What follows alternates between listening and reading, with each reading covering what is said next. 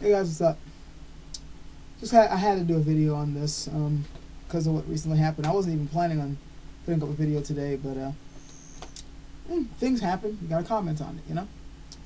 So yeah, Prop 8 got overturned in California. Fan freaking tastic. Nice to see some judges over there actually have a freaking conscience and are able to rule against, bigotry and stupidity. So imagine homosexuals everywhere are, happy about this, as they should be. You guys better be partying. I mean, damn. Still, it's not going to be over. Not by a long shot. Both sides who are in court over this know that they're going to keep pushing this. This is most likely going to go all the way to the Supreme Court. Just as it, was for other people when they were trying to, get their rights. People trying to define who can go out with whom and what exactly is a proper form of romance and who and whom can and cannot get married. It's a long history in this country. And it doesn't look like it's going to end anytime soon. As black people, with the anti-miscegenation laws that they had to deal with, white people too who wanted to marry blacks went through that. Ask Japanese Americans when they had to deal with people saying that they can only marry other Japanese, they couldn't marry anybody else. Like I said, this country has a history of that shit. Of course, religious people are on the side of those trying to dictate who and whom cannot get married. It's not just bigots, it's also religious bigots. We've known this. I definitely know this from dealing with some of them on this issue.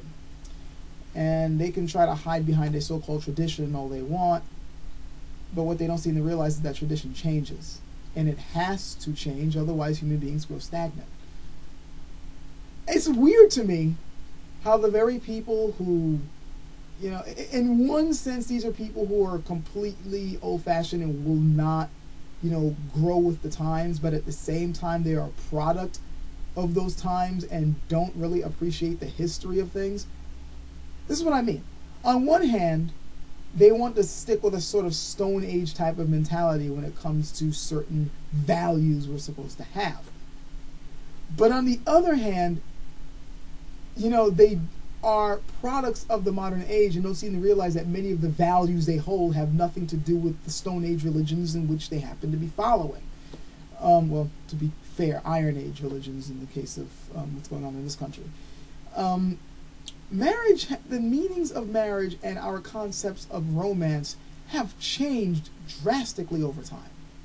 It surprises some people to find out that what we consider to be love was considered lust years ago.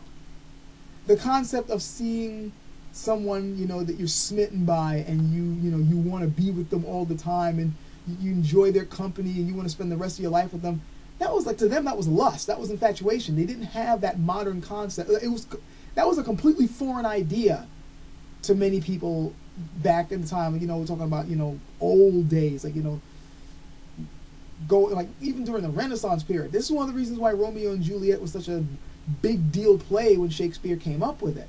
Because we look at it now like, oh, what a loving story. But back then it was like, oh, wow, that's a hot story. Because those two weren't supposed to have been married. The fact that, two opposite families and they have this forbidden love, it wasn't just the fact that it was two families that hated each other and yet, you got these two people, with two feuding families who fell in love. It was the fact that they had this type of unarranged relationship in the first place. Marriages back then were done for political reasons and or for, gaining more wealth, gaining more prestige. And when you add on to the fact that women were considered a form of property, a form of value for a man to have, his proof of showing, say, I'm a man now, I own property, I own land, I got this woman. Those concepts we don't accept today. But that's what they considered marriage to be, just in those times. And they aren't that long ago in the scale of history here. Women went through worse things than that. In some parts of this world that still have that old school mentality, they're going through some major shit. We in the States will look at, say the arranged marriages that happen in other countries, or the marriages where the woman has absolutely no rights whatsoever and pretty much has to kowtow to, her husband. We look at that and go, what the fuck? But at the same time, we're holding some of those same concepts here. Otherwise, you wouldn't have guys who, you know, wrinkle their nose at a woman who wants to have a little bit more freedom in her life. People who try to, you know, downplay feminism. People, and now, of course, the concepts of, you know, two men or two women wanting to marry each other. Marriage ultimately is just a contract. It's just a contract between two people who are sharing resources. It just happens one among those resources happen to be their bodies, their time, and their emotions. Logically, there's no freaking reason why this cannot happen with any two people if they're willing to put the work in. And if it's not hurting anybody else, and if it's not effing up society, which it isn't, other countries around the world have already allowed this to happen, and they're doing just fucking fine. We're the ones in trouble. So, I mean, just appreciating the fact that we have changed our minds and changed our value systems over time as we gain more awareness of ourselves and the world around us and of our natures, and realizing that there are just certain rules we've made that make no freaking sense whatsoever.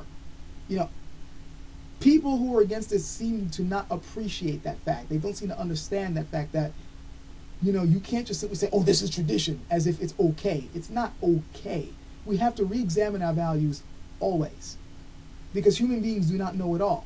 We're constantly discovering new things about ourselves and about humanity at large. And whenever we come up with new information, we have to re-examine what we've thought about ourselves before. You simply cannot have all this new info around you, but then still go, I'm still going to do things the old way. I'm still going to see things the old way, when it's obvious the old way was flawed or completely freaking wrong. Also, when you consider that much of what we consider our value systems or our ethics or whatever are pretty much made up by us anyway, a lot of this tends to be moot. And the only thing that's important is making sure that everyone who's participating is treated as fairly as possible, as long as they are not harming the society that they're in and continue to be a benefit to it. That should be the only real criteria. Everything else is just detail. And details can change depending on the situation. But that's too sophisticated for some minds, so like I said before, this is going to go on for some time. Quite some time. I'm not, you know, I'm sorry, I'm not, as much as I'm happy, you know, for homosexuals that, you know, today they got a nice bit of good news, which is good. I'm happy for them. Celebrate, guys. There should be some champagne bottles popping around and people happy and all that. Good. Enjoy yourselves. But keep your axes at the door. You're still going to have to fight. The barbarians are still at the gates. Anyway, enough of that. More videos coming soon. That's about it. Oh, real quick, for those fellow guys out there who are into martial arts like I am, this just came in the mail. I ordered this a while ago. The Complete Jianshu. It's a textbook on Chinese sword technique. I'm looking over it right now. It's really freaking good. This is the type of book that I had wished had come out a long time ago. It does away with all the fancy moves. It does away with forms. It does away with a lot of stupid nonsense about how to use a sword. It's just drills, plain and simple. Footwork drills, defensive drills, offensive drills, you know, the type of, and then also they go into the fencing art itself, because right now they're trying to make it a sport like it is with fencing, you know, with the helmets and the pads and the gloves and all that, the rules, the point system. It goes into that in here also. Really good book for those who are interested in this sort of thing. I'm tentatively recommending it. I say tentatively, I mean, most likely I'm going to just keep on recommending it, but I haven't looked through it yet, so, but that's just a little info on the side for those who are interested in that sort of thing. Just wanted to throw that in there. That's it. Catch you guys later.